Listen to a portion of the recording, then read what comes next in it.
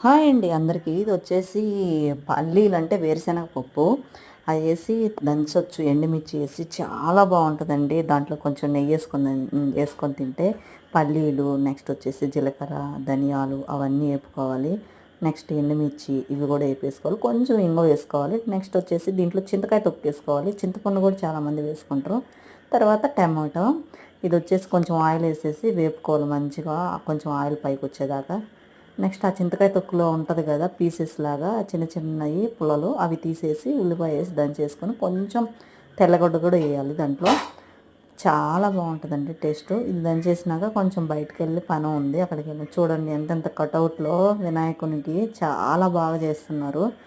Next వచ్చేసేసి మేము బయట నుంచి వచ్చినాక తింటున్నాము గోకరకాయ ఫ్రై. నెక్స్ట్ పొద్దున బెండకాయ ఇవన్నీ వేసుకొని. నా వీడియోస్ నచ్చితే లైక్ చేసి, షేర్ చేసి, సబ్స్క్రైబ్ చేయండి.